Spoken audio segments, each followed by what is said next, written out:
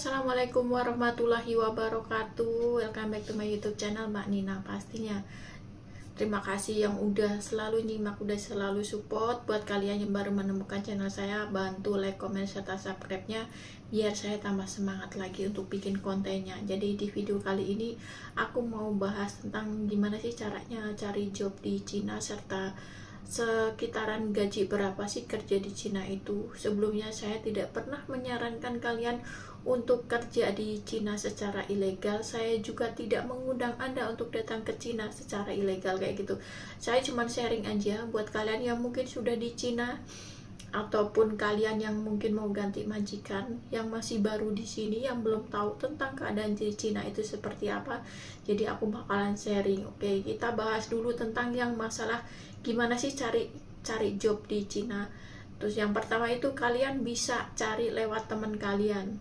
Pertemanan kalian kan biasanya kalau di Cina itu kebanyakan pakai aplikasi yang namanya WeChat kayak gitu ya guys ya.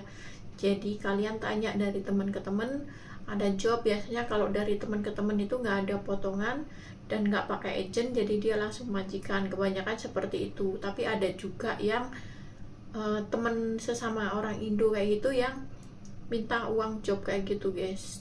Itu tergantung sih dari gimana orangnya, gimana teman kalian. Karena emang kan ada juga yang orang Indonesia di sini yang mencari job, terus dia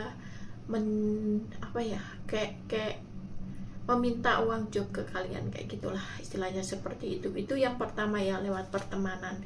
Terus yang kedua, kalian bisa melalui agent di Cina. Di Cina itu ada agent, bahkan boleh dibilang banyak juga kayak gitu.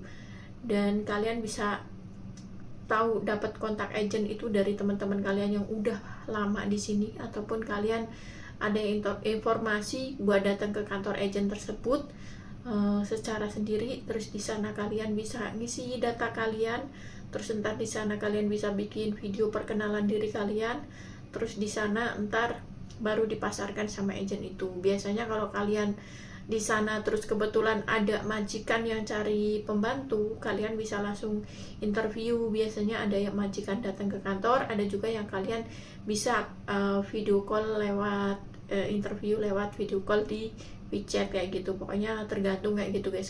Dan kalau kalian nggak ada, biasanya itu tuh kalian bisa gabung di call group kayak gitu. Jadi antara agent kalian sama calon majikannya itu kayak gitu. Terus yang ketiga, kalian bisa cari majikan itu dari temennya majikan temen kamu.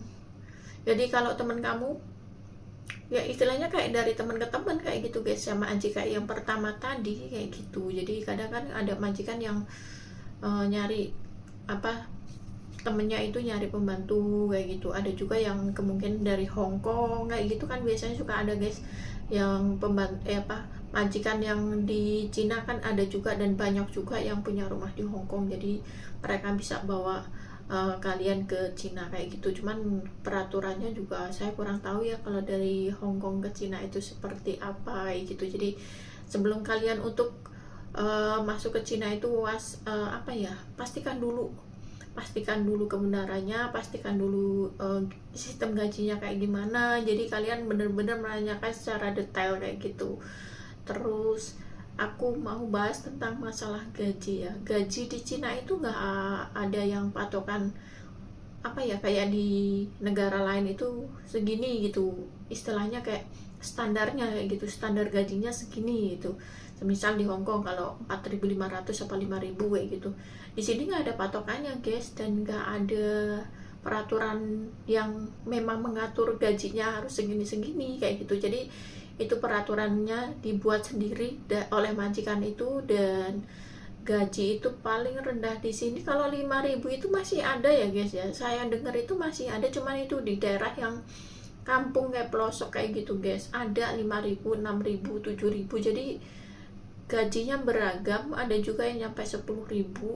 Tinggal kalian kalikan aja kursnya sekarang berapa. Ada yang 2.100 atau 2.200 lebih kalau nggak salah, sekarang 2.200 lebih kayak gitu. Jadi tentang masalah gaji itu tergantung juga dari jobnya. Job kalian semisal ringan, gaji kalian mungkin lebih ringan, ataupun gaji kalian gede gitu, mungkin karena resikonya gede juga gajinya gede kayak gitu guys. Jadi semua itu tergantung dari majikan, dan kalian bisa nego ke majikan. Karena sebelum kalian masuk ke rumah majikan, sebelum kalian menerima job tersebut, pastikan kalian menanyakan di rumah itu ada berapa orang, kerjanya apa aja, ada hewan peliharaan atau tidak, ada pembantu Cinanya atau enggak. Itu karena kita tahu sendiri ya, satu rumah, jangankan dengan yang satu negara sama kita kayak gitu, itu kadang kita selek gitu, kadang nggak akur kayak gitu. Apalagi ini sama orang Cina, dan orang Cina itu kebanyakannya kan kayak gimana ya, kayak mau menangnya sendiri gitu. Ada juga yang baik kayak gitu guys, cuman saya nggak bisa memukul ratakan semuanya buruk, nggak bisa memukul ratakan semuanya baik kayak gitu. Pokoknya ya kalian pintar-pintar sendirilah seperti apa kayak gitu. Itu tentang masalah pekerjaan dan gaji di Cina ya. Jadi kalian bisa nego sendiri, bisa menanyakan sendiri kayak gitu. Dan kalau kalian bisa dua bahasa, semisal bahasa Mandarin sama bahasa Inggris, itu biasanya kalian itu ada anak kecil kayak gitu ngajarin bahasa juga guys, kayak kosakata kayak gitu. Itu gajinya bisa lebih gede guys, dari 8.000 ke atas. Itu 8.000 sama 9.000 sampai 10.000 kadang. Itu kalau kalian bener-bener bisa yang bahasa Inggris kayak itu. Jadi kalau kalian memang skillnya bahasanya ada dua bahasa, terus kalian bisa dan telaten untuk mengurus anak, itu gajinya lebih gede. Terus gede juga itu yang merawat bayi baru lahir, yang baru berapa bulan kayak gitu, biasanya juga gajinya gede guys. Kalau kalian di rumahnya itu cuman yang simple, kalau anaknya udah sekolah semuanya, biasanya kan kalau anak di sini kan sekolah dari pagi pulang sore kayak gitu, cuman Sabtu Minggu libur, dan Sabtu Minggu liburnya itu juga anak-anak ada lesnya kayak gitu, jadi jarang di rumah. Itu biasanya gajinya ya mungkin lebih kecil kayak gitu, cuman ya capeknya itu guys. Apalagi kalau liburan panjang di Cina, liburan kenaikan kelas itu kan sampai 2 bulan kayak gitu. Jadi silakan kalian pilih-pilih sendiri mau job seperti apa, dan pastikan kalau kalian datang ke Cina itu ya apa ya,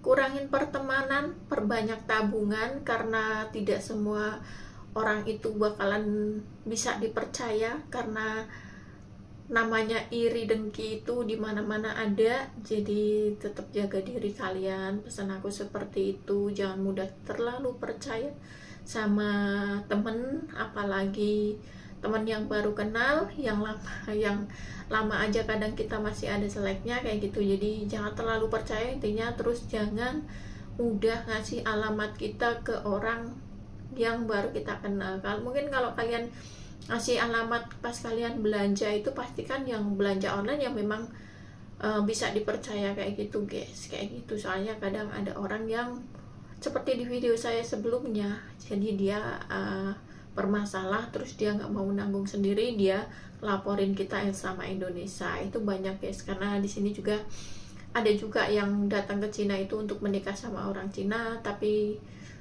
banyakan dari mereka itu apa ya, kerja kayak jualan online, kayak dagang online kayak gitu. Jadi mereka tidak sepenuhnya menikah dengan orang Cina itu menjamin bahwa dia itu serba kecukupan, ataupun mungkin ada yang udah kecukupan tapi mereka ingin membantu suaminya atau gimana gitu. Saya nggak paham pasti, karena saya juga nggak menikah sama orang Cina, dan saya nggak nanya-nanya ke teman yang menikah sama orang Cina itu kehidupan mereka itu seperti apa gitu. Jadi saya cuma sharing masalah gaji sama cara cari job di Cina itu seperti apa.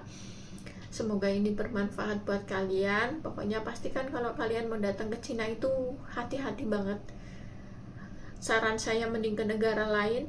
Ini cuman saya sharing ini buat kalian yang udah di Cina dan masih belum menemukan pekerjaan, belum menemukan job, dan kalian masih tinggal di mes. Karena seaman-amannya kerja di Cina itu tetap aman di rumah majikan. Di mes itu nggak aman, kadang ada gerebekan guys. Di Cina itu nggak bisa ditebak kayak gitu. Jadi kalian tetap waspada ya, karena gerebekan bisa setiap saat dan setiap waktu itu ada kayak gitu. Jadi kita nggak bisa menebak aman nih kayak gitu. Itu semuanya ya nasib lah guys, karena sekali lagi hari apes itu nggak ada di kalender. Jadi tetap waspada buat kalian yang masih betah dan masih butuh uang untuk menghidupi keluarga kita yang ada di Indonesia. Semoga kita pulang kelak dalam keadaan sukses dan keluarga tercukupi, semua kebutuhan terpenuhi. Niat kita itu apa? Ingat lagi seperti itu.